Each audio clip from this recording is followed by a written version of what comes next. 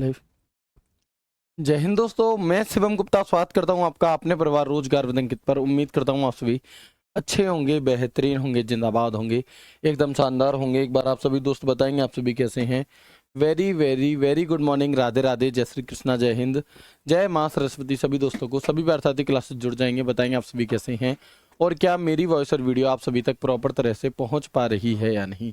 एक बार सभी साथी कंफर्म करेंगे, फिर शुरू करते हैं हम अपनी एक महत्वपूर्ण क्लास, एक इम्पॉर्टेंट क्लास जो कि रहने वाली है आपकी यहाँ पर मेमोरी का पार्ट 2। चैप्टर है आपका मेमोरी, पार्ट है आपका दूसरा। और आपको पता है कि ये चैप्टर आपके लिए इम्पोर्टेंट है क्योंकि यहाँ से आपको 1 से 2 क्वेश्चन हर हाल में देखने के लिए मिलेंगे, चाहे आपका एग्जाम किसी भी शिफ्ट में क्यों ना हो। तो बहुत अच्छी तरह से यहाँ पर समझेंगे। कल की क्लास में हमने जाना था कि यूनिट्स ऑफ मेमोरी कौन कौन सी होती हैं आपकी, और उम्मीद करता हूँ वो सभी आपको समझ में भी आ गया होगा। बिल्कुल खुशबू हैं, निशा हैं, सूरज, महेंद्र, एक बार सभी दोस्त कंफर्म करेंगे। प्रियांशु हैं, दीपक, राजू, पूजा शर्मा, वसीम, शाहरुख, भुवनेश। चलो एक बार सभी दोस्त मुझे बताएंगे जल्दी से।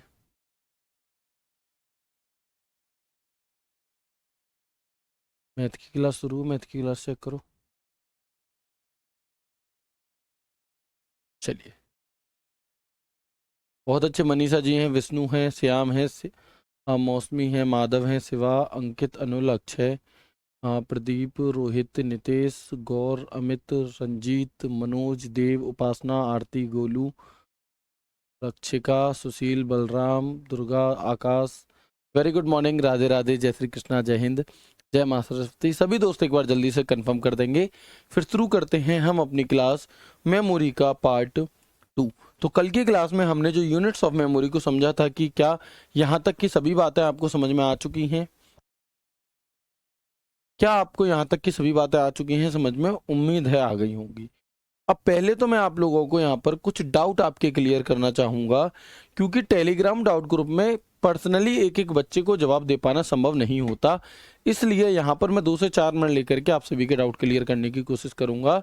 एक बड़ा सवाल बना हुआ है कि सर जो क्लरिकल एप्टीट्यूड की इंग्लिश है, जो क्लरिकल एप्टीट्यूड वाले पोर्शन की, इस पोर्शन की जो आपकी इंग्लिश वाला पोर्शन है, इसमें हमें कौन कौन से टॉपिक पढ़ने हैं, ये एक बड़ा सवाल बना हुआ है आपका। ठीक है, अब इसमें आपसे जो हमने प्रीवियस ईयर को एनालाइज किया था, तो इंग्लिश से क्वेश्चन पूछे गए।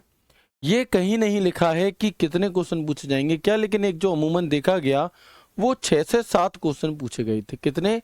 इंग्लिश से जो क्वेश्चन पूछे गए थे, इंग्लिश से पूछे जाने वाले जो क्वेश्चंस की संख्या थी वो 6 से 7 थी।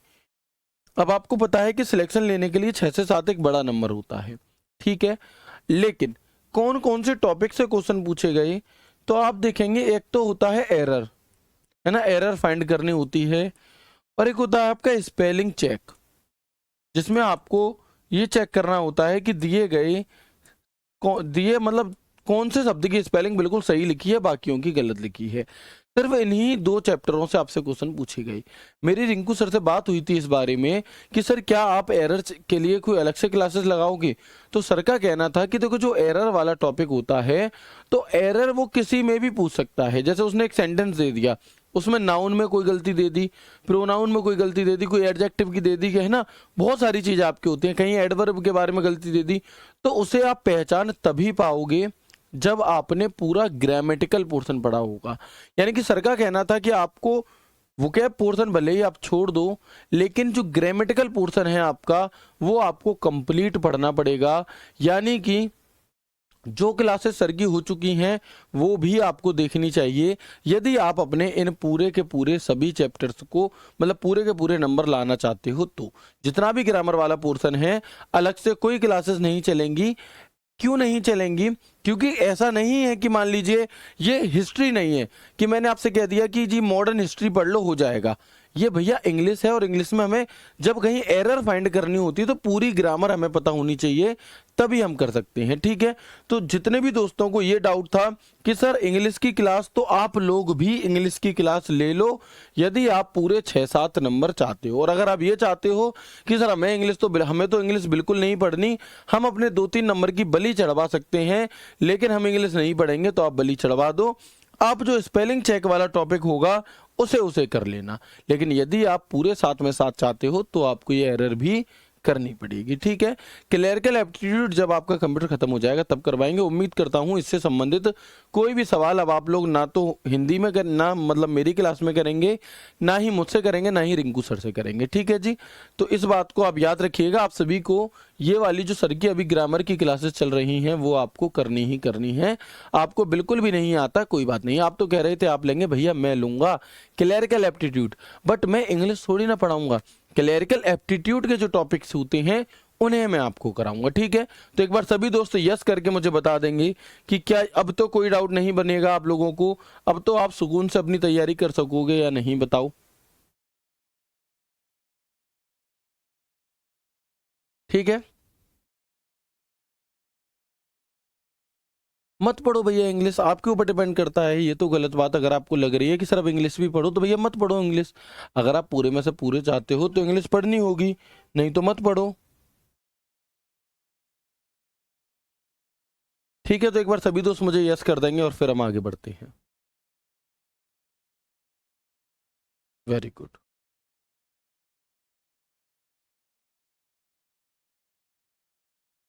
ठीक है, स्पेलिंग रिंकू सर ही करवाएंगे, अलग क्लास करवाएंगे, वो मैं आपको इन्फॉर्म कर दूंगा कब करवाएंगे। ठीक है जी, चलिए अब हम आगे बढ़ते हैं।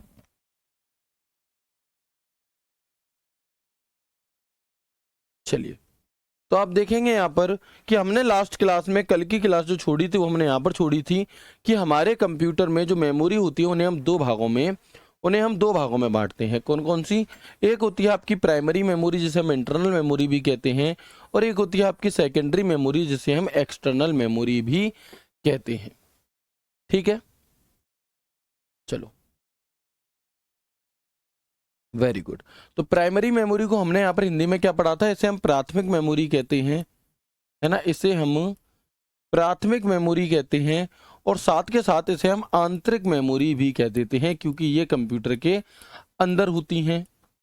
ठीक है, यहाँ पर सेकेंडरी मेमोरी को हमने द्वितीयक मेमोरी कहा था, यहाँ पर सेकेंडरी मेमोरी को हमने द्वितीयक मेमोरी कहा था, और इसे हम बाहरी मेमोरी भी कहते हैं क्योंकि ये कंप्यूटर से बाहर से जुड़ी होती हैं। तो ये जो क्लासिफिकेशन ऑफ कंप्यूटर है, क्या ये आपको समझ में आ गया या नहीं आ गया? ठीक है, चलिए अब हम यहाँ पर सबसे पहले जानेंगे कि देखो मैंने आपको बताया कि मेमोरी दो प्रकार की होती है। कितने प्रकार की होती है? दो प्रकार की आपकी होती है, प्राइमरी मेमोरी और सेकेंडरी मेमोरी। कोई दिक्कत यहाँ तक? प्राइमरी मेमोरी को और किस किस नामों से जाना जाता है?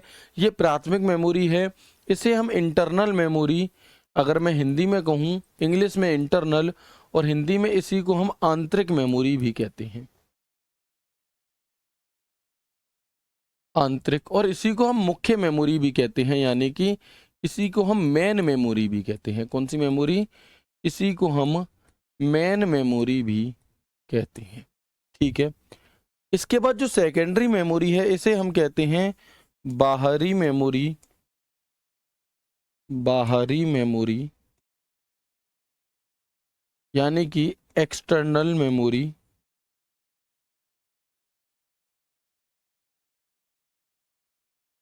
और इसी को हम जानते हैं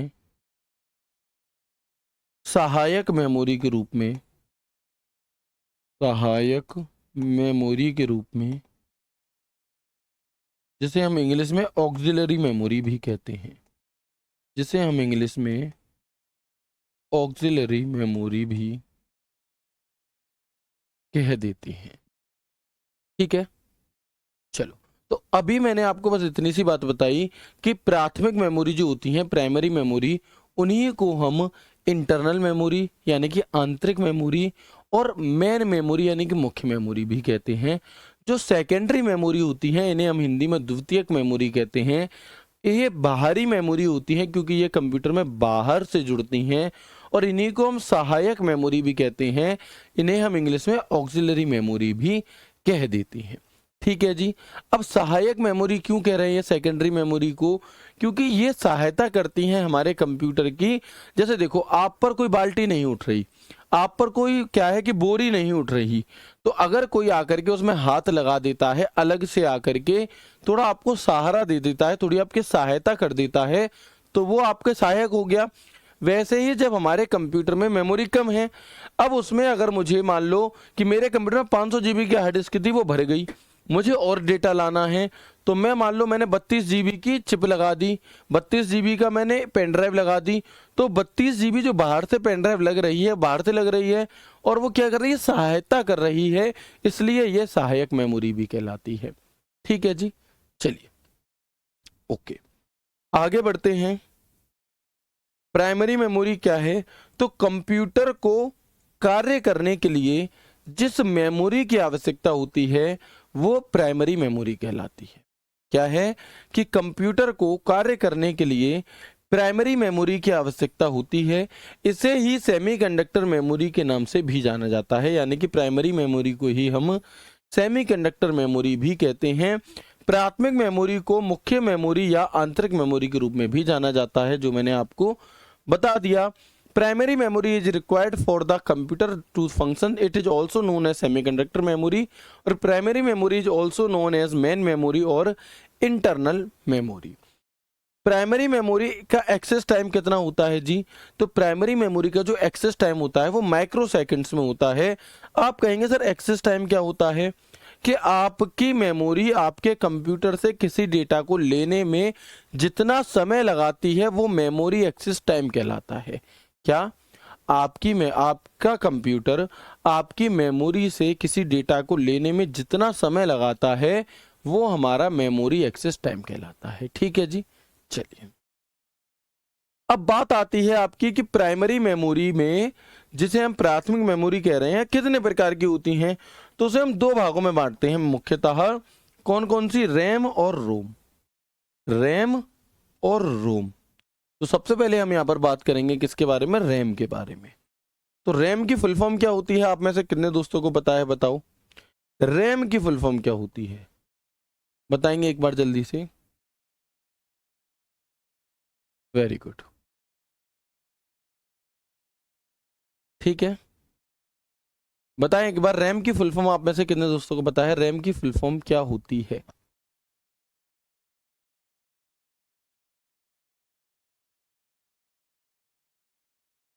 वेरी गुड, तो आसान है। रैम की जो हमारी फुल फॉर्म होती है वो होती है आपकी रैंडम एक्सेस मेमोरी। ठीक है, अब इस रैम को दो भागों में बांटा जाता है। कितने भागों में? दो भागों में बांटा जाता है। एक होती है आपकी एस रैम और एक होती है आपकी डी रैम। एक होती है एस रैम और एक होती है डी रैम। एस रैम की फुल फॉर्म क्या होगी? एस रैम का पूरा नाम क्या होगा? तो एस रैम का नाम होता है स्टैटिक रैम। एस का मतलब स्टैटिक और रैम का मतलब पूरा वही रैंडम एक्सेस मेमोरी, यानी कि हम कह सकते हैं static random access memory. D RAM का पूरा नाम क्या होता है आपका? तो डी रैम का मतलब होता है डायनेमिक रैम, यानी कि dynamic random access memory. Dynamic random access memory. ठीक है, कोई दिक्कत नहीं होगी यहाँ तक। Very good. अब हम रैम के कुछ फंक्शंस की बात करते हैं। सबसे पहली रैम होती कैसी है देखने में? तो आप यहाँ पर फोटो देख सकते हैं, ये आपके सीपीयू के अंदर होती है। कहाँ पर होती है? जो आपका सीपीयू होता है ना, उसके अंदर लगी होती है। अब क्योंकि ये अंदर लगी है इसलिए ये आंतरिक मेमोरी है, इसलिए ये इंटरनल मेमोरी है। इसकी फुल फॉर्म क्या है आपकी? इसकी फुल फॉर्म हमारी होती है यहाँ पर रैंडम एक्सेस मेमोरी। रैम को हम मेन एक्सेस मेमोरी भी कहते हैं। इसे हम मुख्य मेमोरी के रूप में भी जानते हैं। ठीक है, इसे हम मुख्य मेमोरी के तौर पर भी जानते हैं। और रैम एक प्रकार की वॉलेटाइल मेमोरी होती है। वॉलेटाइल को अगर हम हिंदी में कहें तो ये एक वाष्पशील मेमोरी होती है। सर वाष्पशील या वॉलेटाइल का मतलब क्या है? तो इसका मतलब है कि रैम के अंदर जितना भी डेटा है यह लाइट के जाने पर, पावर के कट होने पर स्वयं में जो डेटा मौजूद होगा उसे क्या कर दिया जाएगा, उसे आपका यहाँ पर डिलीट कर देता है, खो देती है। वो होती है हमारी रैंडम एक्सेस मेमोरी। ठीक है, वेरी गुड। तो हमने यहाँ पर क्या बात की, हमने यहाँ पर देखा रैम यानी कि रैम को मेन एक्सेस मेमोरी भी कहते हैं। ओके, रैम एक प्रकार की वॉलेटाइल मेमोरी होती है जिसे हम सेमीकंडक्टर मेमोरी भी कहते हैं। ठीक है जी, वॉलेटाइल का मतलब क्या है कि जैसे देखो आप लोग मान लो आप लोग क्या कर रहे हो कि आपने अपने कंप्यूटर में MS वर्ड खोल के रखा था, MS एक्सेल खोल के रखा था, या आप गाने सुन रहे थे। ठीक है, अचानक से लाइट चली गई और आपका कंप्यूटर हो गया बंद पूरी तरह से। अब जब आप दोबारा अपने कंप्यूटर को चालू करोगे तो क्या वो गाने वैसे ही बजते मिलेंगे आपको? क्या वो MS वर्ड वैसा का वैसा खुला मिलेगा आपको? तो आप कहेंगे नहीं मिलेगा। क्यों नहीं मिलेगा? क्योंकि लाइट के जाने पर, पावर के कट होने पर जो मेमोरी अपने डेटा को डिलीट कर देती है वो रैम होती है, रैंडम एक्सेस मेमोरी। यानी कि मैं कह सकता हूं कि जब हमारा कंप्यूटर काम करता है उस समय जो डेटा सेव होता है वो साथ के साथ कहाँ होता है, रैम में हो रहा होता है। ठीक है, तो रैम यानी कि वॉलेटाइल मेमोरी खुद में मौजूद डेटा को खो देती है। अब क्योंकि खो देती है तो इसमें जो डेटा है वो स्थायी नहीं है, वो परमानेंट नहीं है। तो क्या हो गया हमारा, तो ये एक अस्थायी मेमोरी है और ये एक आंतरिक मेमोरी होती है क्योंकि ये हमारे CPU के अंदर होती है। ठीक है, तो क्या यहां तक आप लोगों को कोई दिक्कत, कोई परेशानी, कोई समस्या हो है बताओ? चलो, है ना। तो हमने देखा ये एक टेम्परेरी मेमोरी है, ये एक इंटरनल मेमोरी है, ये एक वॉलेटाइल मेमोरी है और इसे हम मेन मेमोरी भी कहते हैं। बस 2-3 पॉइंट ऊपर से आपको याद करने हैं, बहुत आसान है, कोई भी समस्या नहीं होगी। एक बार कंफर्म कर देंगे प्लीज जल्दी से मुझे। चलिए बताएंगे एक बार सभी दोस्त, यहां तक कोई समस्या तो नहीं है? आराम से सभी चीजें समझ में आ गई? हाँ, बच्चे पूछ रहे हैं सर जो कंप्यूटर हम यहाँ पर पढ़ेंगे क्या वो दिल्ली पुलिस में काम आ जाएगा? बिल्कुल आ जाएगा, है ना, बिल्कुल काम आ जाएगा और आपको दोबारा पढ़ने की जरूरत नहीं पड़ेगी। यदि आप चाहें तो वही अपडेटेड कंटेंट चीजें होती हैं, अदरवाइज आप जैसे पढ़ चुके हैं वैसे ही बहुत ज्यादा समस्या फिर आपको नहीं आएगी, आपका ये सब्जेक्ट तैयार हो जाएगा।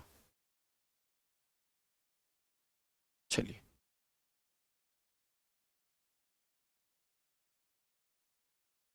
ओके।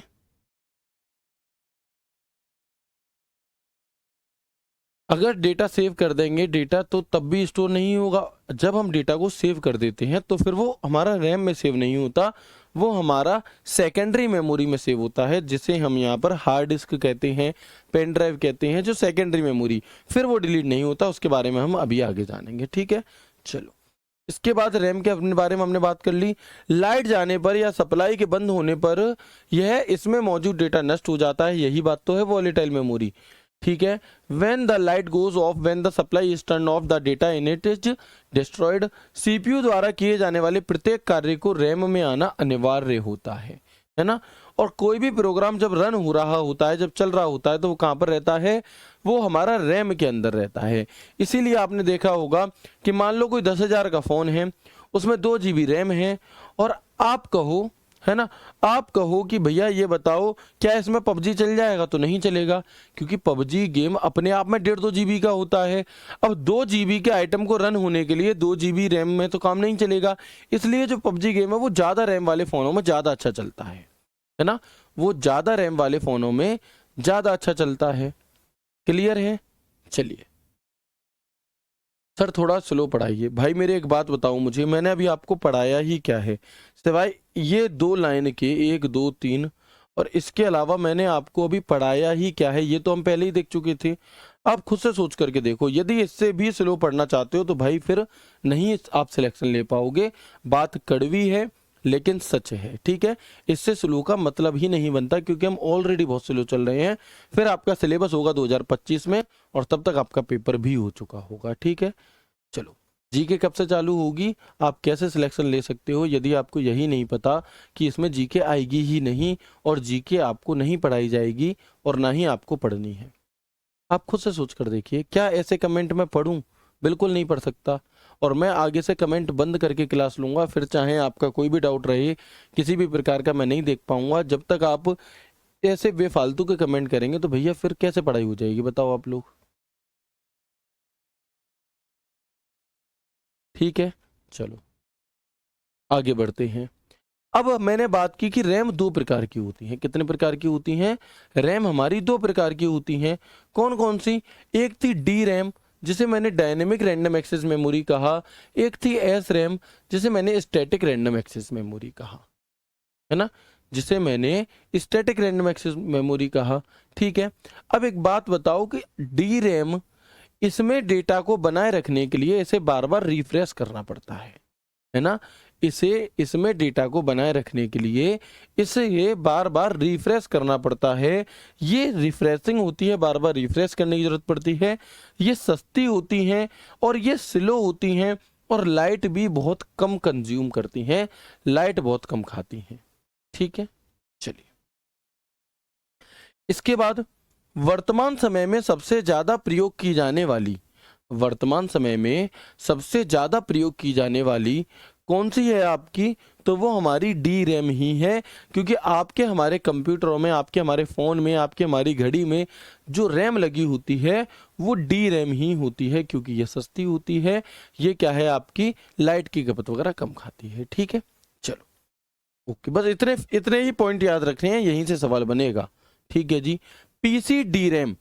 अब डी रैम भी दो प्रकार की होती है, एक होती है एसडीआर यानी कि सिंगल डेटा रेट वाली डी रैम, और एक होती है आपकी डीडीआर यानी कि डबल डेटा रेट। इनकी फुल फॉर्म ही आपसे पूछी जाती है, एसडीआर यानी कि सिंगल डेटा रेट और डीडीआर यानी कि डबल डेटा रेट।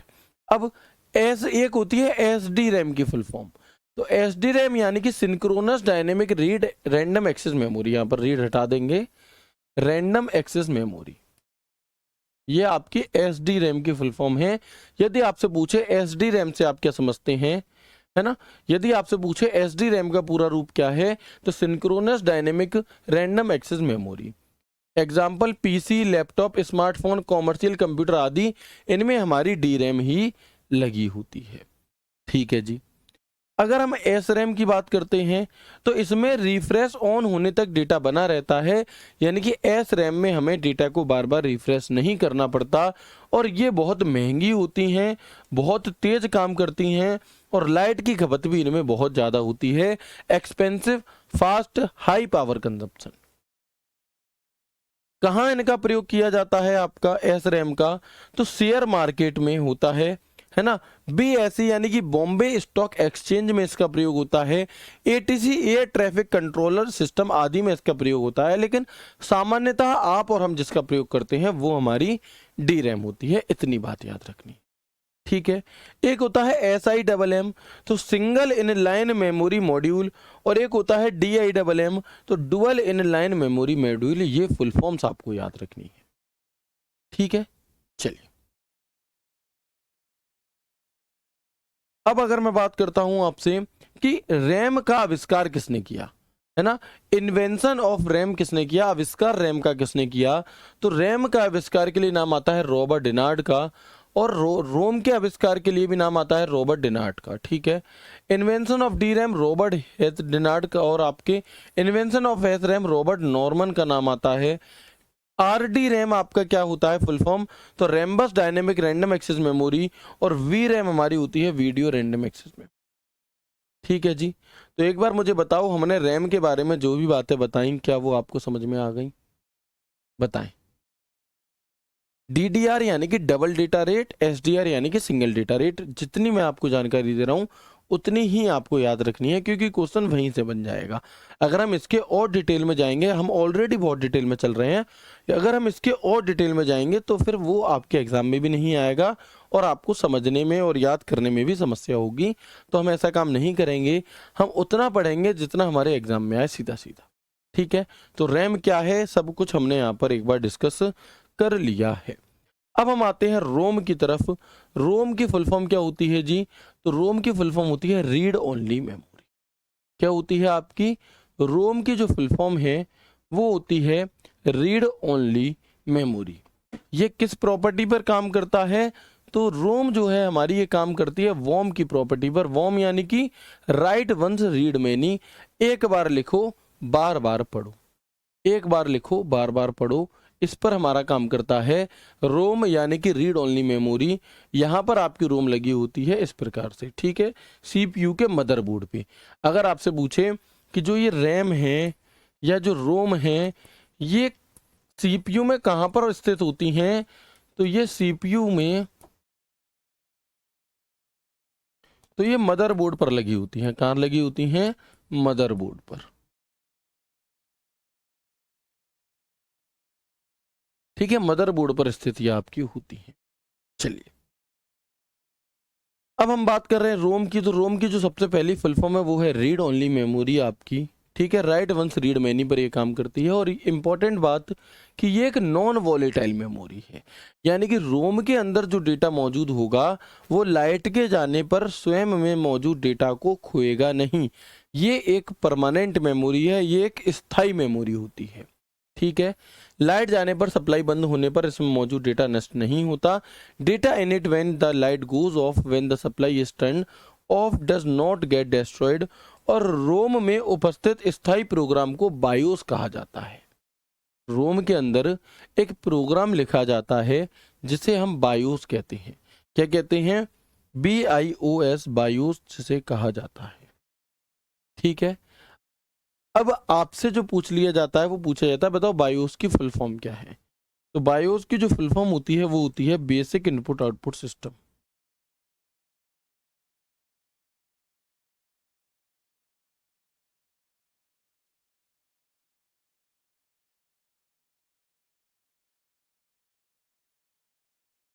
ठीक है, बहुत बढ़िया। रोम का प्रयोग कहाँ किया जाता है? तो रोम का प्रयोग सभी प्रकार के इलेक्ट्रॉनिक उपकरण जैसे कि कोई calculator, washing machine, microwave, video game आदि इन सब में किया जाता है। इसे बनाते समय ही इसमें एक प्रोग्राम लिख दिया जाता है या डाल दिया जाता है जिसे हम क्या कहते हैं? बायोस कहते हैं, यानी कि बेसिक इनपुट आउटपुट सिस्टम जिसे हम कहते हैं, ठीक है जी। चलिए जैसे कि आप लोगों ने देखा होगा, अगर मैं आपको उदाहरण दूं कि आपने माइक्रोवेव देखा है, माइक्रोवेव, तो माइक्रोवेव में पिज्जा बनाने के लिए आपने उस पिज्जा को माइक्रोवेव में रखा और आपने उसे ऑन कर दिया। उसमें टाइमर चलता है 2 मिनट 3 मिनट, मान लो 3 मिनट में बनेगा, 1.5 मिनट चल चुका था अब, या 1 मिनट चल गया आपका, उसके बाद अचानक से लाइट चली गई और आपका जो माइक्रोवेव था वो बंद हो गया, ठीक है। दोबारा लाइट आई, तो ये बताओ कि क्या वो दोबारा से 3 मिनट लेगा या अब बचे हुए 2 मिनट लेगा उसे पकाने में? क्या वो 3 मिनट दोबारा से चलेगा या 2 मिनट लेगा? हमने कपड़े धोने लगाई, कपड़े धोने के लिए हमने 15 मिनट का टाइमर सेट करा और कपड़े धोते धोते 5 मिनट कपड़े धुल गए और फिर लाइट चली गई। तो ये बताओ कि जब लाइट आएगी तो मशीन 10 मिनट कपड़े धोएगी या 15 मिनट पूरे दोबारा से? तो आप कहेंगे कि भैया मशीन अब 10 मिनट कपड़े धोएगी क्योंकि 5 मिनट वो पहले धो चुकी है। ऐसे ही माइक्रोवेव बचे हुए 2 मिनट अब पकाएगा। क्यों? इसे कैसे याद रह रहा है 2 मिनट ही पकाना है? तो ये रोम है। क्या है? यही रोम है हमारा। इसके अंदर जो प्रोग्राम लिखा जाता है उसे बायोस कहा जाता है, बेसिक इनपुट आउटपुट सिस्टम, ठीक है जी। तो यह कंप्यूटर का सबसे पहला प्रोग्राम होता है जो सबसे पहले चलता है। मतलब जब भी हम अपने कंप्यूटर को ऑन करते हैं, क्या करते हैं? जब भी हम अपने कंप्यूटर को चालू करते हैं तो आप लोगों ने देखा होगा एकदम से सीपीयू हल्की सी आवाज करता है ना, और एकदम से आपके कीबोर्ड की लाइटें जो होती हैं, तीनों लाइट जलती हैं, आपके माउस में लाइट आती है, फिर चली जाती है और फिर धीरे धीरे कंप्यूटर चालू होता है।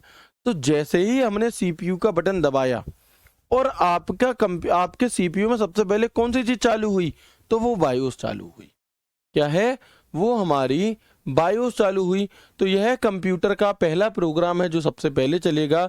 यह चेक करता है कि सभी पार्ट्स चल रहे हैं कि नहीं, जैसे कि कीबोर्ड की लाइट जलती है उसे ऑन करने पर। यानी कि ये यह चेक करेगा कि पूरे के पूरे कंप्यूटर में जितनी भी चीज़ें जुड़ी हुई हैं उन सभी तक पावर सप्लाई पहुंच रही है या नहीं पहुंच रही। तो सबसे पहले यही चलता है आपका। कंप्यूटर को बूट अथवा शुरू करने हेतु बायोस का प्रयोग किया जाता है, और बायोस को एक और अन्य नाम से भी जाना जाता है जिसे हम पोस्ट कहते हैं, और पोस्ट का अर्थ होता है power on self test. Power on self test हमारी पोस्ट की फुल फॉर्म होती है। ठीक है जी, चलिए ठीक है, बताएंगे एक बार।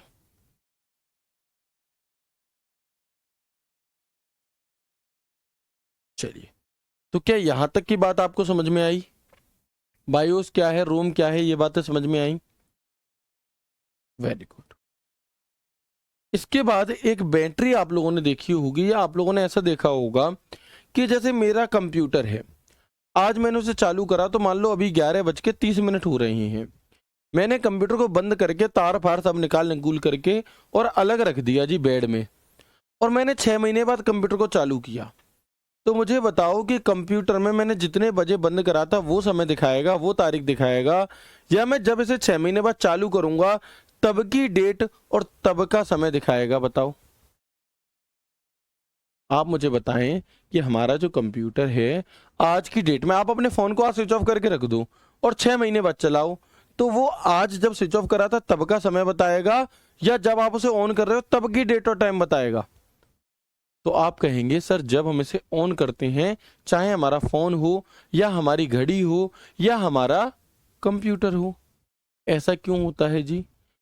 क्योंकि इसके अंदर एक सेल लगा होता है, एक बैटरी लगी होती है जिसे हम सीमोस बैटरी कहते हैं। कंप्यूटर के अंदर एक बैटरी लगी होती है जिसे हम सीमोस बैटरी कहते हैं, और इसकी फुल फॉर्म आपसे पूछ ली जाती है complementary metal oxide semiconductor. Complementary metal oxide semiconductor, ये एक सेल होता है जो आपके सीपीयू में लगता है, और ये बहुत जल्दी खराब नहीं होते। आप लोग देखेंगे यदि आप नया सीपीयू कंप्यूटर लाते हैं तो 5-10 साल में, 8 साल में कहीं जाकर के ये आपका समय अगर गलत दिखा रहा है, इसका मतलब बैटरी खराब है, तो यही आपका सेल यहाँ पर डल जाता है। ठीक है, तो सीमोस का मुख्य कार्य कंप्यूटर की घड़ी को चलाना होता है। सीमोस क्या है आपका? Complementary metal oxide semiconductor.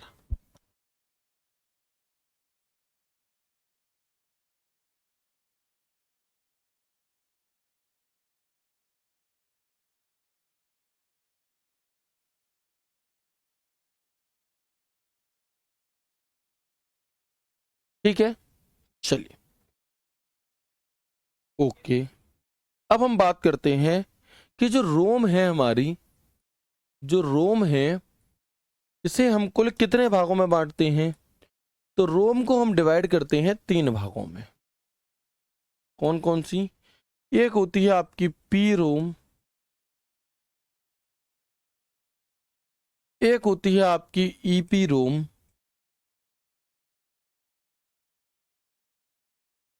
और एक होती है आपकी डबल ईपी रोम।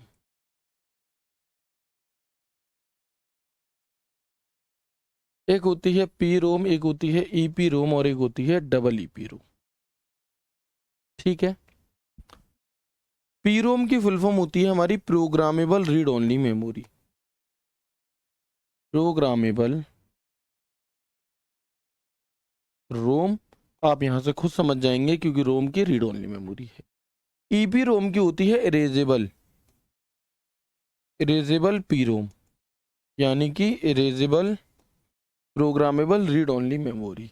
और डबल ईपी रोम की फुल फॉर्म होती है हमारी इलेक्ट्रिकली, इलेक्ट्रिकली ईपी रोम, यानी कि electrically erasable programmable read only memory. और ये सवाल आपके लिए बहुत इंपॉर्टेंट है क्योंकि इनकी फुल फॉर्म से क्वेश्चन आपसे पूछ लिया जाता है, तो इसे इंपॉर्टेंट टिक कर लेंगे। ठीक है, इनकी फुल फॉर्म से आपसे क्वेश्चन पूछ लिया जाता है और आपके एग्जाम में भी ही पूछा जाएगा। Most important. ठीक है, अब बात आती है आपकी, अब बात आती है आपकी कि भैया 3 प्रकार की हैं, इनका काम क्या क्या है आखिर?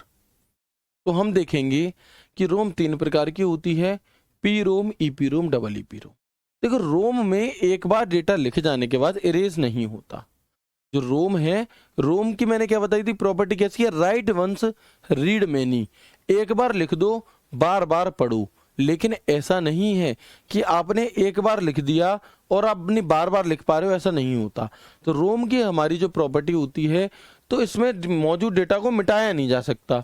अब पी रोम क्या कह रहा है जी, कि बनाते समय खाली मेमोरी बनाई जाती है और इसमें निर्माण के बाद कंटेंट को बार बार बदला, एक बार बदला जा सकता है, उसके बाद इसे बदला नहीं जा सकता। ठीक है। ईपी रोम की फुल फॉर्म क्या है, तो erasable programmable read only memory, और इसे बार बार मिटाकर लिखा जा सकता है। जबकि जो पी रोम है उसमें मौजूद डेटा को इरेज नहीं किया जा सकता। लेकिन इसके बाद ईपी रोम जब आई, इसका अपडेटेड वर्जन जब आया, तो उसे इरेज करके डेटा को दोबारा भी लिखा जा सकता था। लेकिन इरेज करने के लिए हमें पराबैंगनी किरणें यानी कि यूवी रेडिएशन का प्रयोग किया जाता था, है ना। तो पराबैंगनी किरणों की सहायता से मिटाया जाता है कौन से डेटा को, ईपी रोम के डेटा को। पहले तो जो रोम होती है उसमें मौजूद डेटा डिलीट ही नहीं होता था, जो पी रोम हुआ करती थी। फिर इसका अपडेटेड वर्जन आया ईपी रोम, और इसमें मौजूद डेटा को हटाया तो जा सकता है, लेकिन उसके लिए पराबैंगनी किरणों की सहायता ली जाती थी। किसकी सहायता, पराबैंगनी किरणों की सहायता उसके लिए आपकी ली जाती थी। आपसे क्वेश्चन पूछ लिया जाएगा, रोम का वह कौन सा स्वरूप है जिसमें मौजूद डेटा को हटाने के लिए यूवी रेडिएशंस का प्रयोग किया जाता है, तो आप कहेंगे वो ईपी रोम होती है। इसके बाद अगली और इससे भी अपडेटेड वर्जन आया जिसे हमने कहा double EP ROM. Double EP ROM यानी कि electrically erasable programmable read only memory. Electrically erasable programmable read only memory. ठीक है, electrically erasable programmable read only memory. अब क्योंकि इसमें नाम जुड़ गया इलेक्ट्रिकली, यानी कि जो डेटा ईपी रोम में यूवी रेडिएशन से डिलीट हो रहा था वो अब लाइट के माध्यम से डायरेक्ट भी डिलीट हो सकता है, जिसे हम डबल ईपी रोम कह रहे हैं इलेक्ट्रिकली। यानी कि इसमें प्रोग्राम को विद्युत की मदद से चेंज किया जाता है, इसलिए इसे फ्लैश मेमोरी भी कहते हैं। In this the program is change with the help of electricity, that is why it is also called flash memory. ठीक है, बिल्कुल। तो ये हो गई हमारी डबल ईपी रोम, ये हो गई हमारी यहां पर क्या, डबल ईपी रोम। ठीक है जी। तो एक बार फिर से मुझे कंफर्म कर दो कि मैंने आपको जितनी बातें अभी तक समझाई, जितनी बातें अभी तक बताई, क्या वो आपको समझ में आ गई या नहीं आ गई। फिर जितना मैंने अभी तक पढ़ाया वो सबको मैं एक बार जल्दी से रिवाइज करा दूंगा 2 मिनट में। बता दो एक बार जल्दी से। चलिए ठीक है। देखो मैं आप लोगों को रोज एक ही बात समझाता हूँ कि यदि आपको सिलेक्शन लेना है तो लाइव क्लास में कमेंट करना बंद कर दो। यदि आप बहुत ज़्यादा कमेंट करोगे तो आपको चीज़ें समझ में नहीं आएंगी। आप कमेंट तभी करो जब मैं आपसे कहूँ। जैसे मैं आपसे पूछता हूँ समझ में आया नहीं, बस उतना यस लिख दो और फिर बाद में फ़ोन को रख दो, फिर नहीं करना आपको कोई भी कमेंट। ठीक है, चलिए यहाँ तक की बातें क्लियर हैं। अभी रिपीट कर देंगे, कोई बात नहीं, अभी रिपीट करेंगे, रिवीजन करवाऊंगा तो ठीक है। देखो अगर मैं पूरे मेमोरी के चैप्टर को शुरू से बताऊं तो मेमोरी को हमने 2 भागों में बांटा। रैम यानी कि प्राइमरी मेमोरी, जिसे हमने प्राथमिक मेमोरी कहा, जिसे हमने आंतरिक मेमोरी यानी कि इंटरनल मेमोरी भी कहा। रोम यानी कि read only memory, secondary memory यानी कि द्वितीयक मेमोरी, जिसे हमने सहायक मेमोरी, और एक्सटर्नल मेमोरी यानी कि बाहर की मेमोरी कहा। फिर हमने कहा कि पहले हम प्राइमरी मेमोरी को पढ़ेंगे। अब प्राइमरी मेमोरी को हमने 2 भागों में बांटा, रैम और रोम। रैम की फुल फॉर्म होती है रैंडम एक्सेस मेमोरी। ये मुख्य मेमोरी, मेन मेमोरी के रूप में जानी जाती है, और इसका प्रयोग कंप्यूटर में जो भी काम हो रहा होता है वो रैम के जरिए ही होता है। ये एक अस्थायी मेमोरी होती है, ये एक टेम्परेरी मेमोरी आपकी होती है, ये वॉलेटाइल मेमोरी होती है, क्योंकि जब लाइट चली जाएगी तो इसमें रैम में मौजूद डेटा हट जाएगा। रैम 2 प्रकार की होती हैं, एस रैम और डी रैम। एस रैम यानी कि static random access memory, D RAM यानी कि dynamic random access memory. SRAM में मौजूद डेटा को बार बार रिफ्रेश नहीं करना पड़ता। ये महंगी होती है, ये तेज होती है और लाइट बहुत ज़्यादा खाती है, इसलिए नॉर्मली आप और हम इसका प्रयोग नहीं करते। एक होती है D RAM, dynamic random access memory. ये सस्ती होती है, इसे बार बार रिफ्रेश करना पड़ता है, ये बहुत ज़्यादा लाइट नहीं खाती और इसका प्रयोग आप और हम अमूमन इसी का प्रयोग करते हैं। डी रैम का प्रयोग ही आपका ज़्यादा किया जाता है। ठीक है जी। तो एस रैम क्या है, डी रैम क्या है, क्लियर हो गया।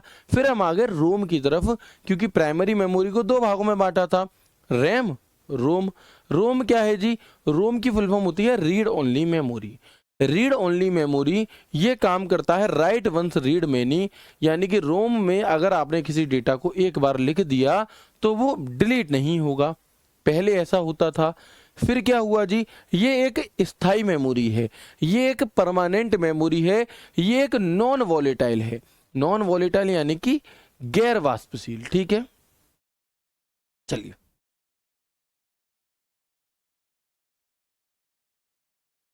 ठीक है जी, चलिए। इसके बाद यदि हम और आगे बात करते हैं आपसे, तो रोम को हमने तीन भागों में बांटा, P ROM, EP ROM, double EP ROM. P ROM यानी कि programmable read only memory, E P ROM यानी कि erasable programmable read only memory, और डबल ईपी रोम यानी कि electrically erasable programmable read only memory. P ROM में मौजूद data इसे खाली बनाया जाता है और एक बार लिखा जाता है, फिर इसे डिलीट नहीं किया जा सकता। लेकिन पी रोम का जो अपडेटेड वर्जन आया, ईपी रोम, इसमें मौजूद डेटा को हटाया तो जा सकता है, लेकिन पराबैंगनी किरणों के माध्यम से। इसके बाद आया हमारा double EP ROM. Double EP ROM यानी कि electrically erasable programmable read only memory, यानी कि अब इसमें मौजूद डेटा को हम लाइट के माध्यम से भी हटा सकते हैं और इसी को हम फ्लैश मेमोरी कहते हैं। तो आज की क्लास में मैंने जितना भी कुछ आपको पढ़ाया वो सब मैंने आपको 2 मिनट में रिवाइज करा दिया। कोई दिक्कत, कोई परेशानी, कोई समस्या बताओ? ठीक है, कोई दिक्कत नहीं है, यहाँ तक सभी चीज़ें अच्छे से समझ में आ गई आप लोगों को। रैम क्या है, रोम क्या है, रैम कितने प्रकार की, रोम कितने प्रकार की है, सभी बातें समझ में आ गई होंगी। यानी कि मैं ये कह सकता हूँ कि जो प्राइमरी मेमोरी वाला पार्ट है वो आपका क्लियर हो गया। वॉलेटाइल क्या होता है? वॉलेटाइल यानी कि वाष्पशील, यानी कि जब लाइट जाने पर डेटा खो जाता है वो मेमोरी वॉलेटाइल होती है। ठीक है। क्लास की पीडीएफ जल्दी नहीं डल सकती, क्लास की पीडीएफ कम से कम 2 से 3 घंटे बाद डलती है, क्योंकि उस पीडीएफ को लिखने में समय लगता है ना। जो बच्ची, जो बहन हमारी पीडीएफ बनाती हैं वो लाइव क्लास देखकर नहीं बना सकती, वो रिकॉर्डेड फॉर्म में क्लास देखकर बनाती हैं, तो उसमें समय लगता है, इसलिए डाली जाती है। ठीक है, चलो। सर क्लास 1 घंटे की लिया करो, यहाँ 25 मिनट में बच्चे कहने लगते हैं कि सर अब और मत कराओ, और मत कराओ, आप 1 घंटे की करो। हमें कोई समस्या नहीं है, मैं तो 12 घंटे भी पढ़ा सकता हूँ, लेकिन आपके दिमाग में कितना जा रहा है डिपेंड वो करता है। ठीक है, चलो आगे बढ़ते हैं।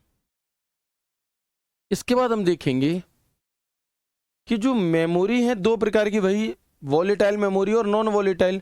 वॉलेटाइल, इस मेमोरी को संग्रहित रखने के लिए लगातार पावर की आवश्यकता होती है, लाइट जाने पर इसमें मौजूद डेटा मिट जाता है। कौन कौन सी मेमोरी वॉलेटाइल मेमोरी होती हैं? उदाहरण तो RAM, S RAM, D RAM, cache memory, register memory, ये सभी की सभी हमारी कैसी हैं? ये सभी की सभी हमारी यहाँ पर आपकी वॉलेटाइल मेमोरी होती हैं। आप कहेंगे सर कैश और रजिस्टर ये कैसी मेमोरी है? तो इसे हम अभी आगे की तरफ जान रहे होंगे। ठीक है, चलो। अब मैं बात करता हूँ नॉन वॉलेटाइल मेमोरी। तो इस मेमोरी में मौजूद डेटा लाइट के जाने पर संग्रहित करके रखती है और लाइट जाने पर भी मौजूद डेटा डिलीट नहीं होता है। The data present in this memory is stored even when the light goes off. The data present in it is not deleted when the light goes off. जैसे कि रोम हुई, P ROM, EP ROM, double EP ROM, है ना। आपका SSD, magnetic storage, hard disk, magnetic tape, floppy disk, pen drive, CD, DVD, cassette, जितनी भी आपकी secondary device होती हैं वे सभी की सभी हमारी क्या होंगी? वे सभी की सभी नॉन वॉलेटाइल मेमोरी। ठीक है, वे सभी की सभी हमारी नॉन वॉलेटाइल होती हैं। ठीक है जी, चलिए।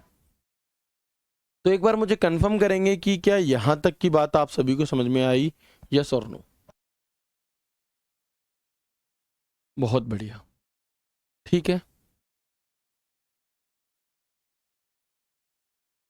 Very good.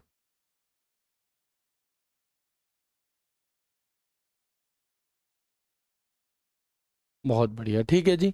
तो ये थी आपकी आज की क्लास, ये थी आपकी आज की क्लास। उम्मीद करता हूँ आपको आज की क्लास बहुत अच्छी लगी होगी, ठीक है। और बाकी जो दोस्त ये कहते हैं कि सर लिख कर के पढ़ाइए, तो भाई कंप्यूटर वो विषय नहीं है जो लिख कर के पढ़ाया जाए, क्योंकि इसमें कोई फिक्स चीज़ें नहीं है कि मैं आपको कुछ पैटर्न बता दूं और आपसे कह दूं कि आप इस तरह से कर लो, नहीं। अगर हम लिख करके पढ़ाएंगे तो यही सिलेबस जो आपका 50 दिन में कंप्लीट होना है वो 100 दिन में कंप्लीट होगा, और उसका कोई महत्व नहीं रहेगा। कंप्यूटर समझने वाला एक विषय है जिसे चित्रों के माध्यम से समझा जा सकता है, जिसे वर्बली बातचीत करके समझा जा सकता है, ना कि लिख करके। लिखने को तो आप बचपन से पढ़ते ही आ रहे हो। एक बात बताओ, 9वीं 10वीं 8वीं 7वीं 5वीं 6वीं सारी क्लास में ब्लैक बोर्ड पे टीचर ने उतार दिया, आपने कॉपी में उतार लिया, आपको कितनी बातें याद हैं? आपको कुछ भी याद नहीं है। क्या क्या आप पढ़कर आए हो, आपको कुछ भी याद नहीं है। लेकिन क्यों नहीं याद? क्योंकि लिखवा दिया आपने, उतार लिया। उसे पढ़ाई नहीं कहते।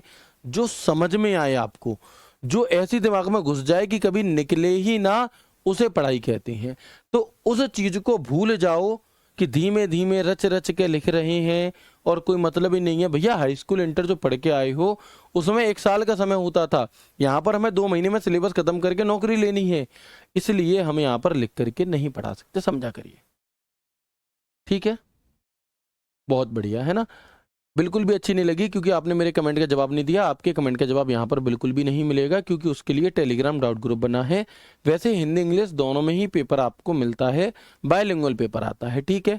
लेकिन अगर आप इस बात पर डिपेंड करते हो कि क्लास कैसी लगी, अच्छी नहीं लगी, कि आपने मेरी बात का जवाब नहीं दिया, तो उम्मीद मत करिए कि लाइव क्लास में आपकी बात का जवाब मिलेगा, क्योंकि नहीं दे सकते, है ना। टेलीग्राम डाउट ग्रुप में आप मैसेज करो, वहाँ रिप्लाई ना मिले तो आप मुझसे शिकायत करिए, ठीक है।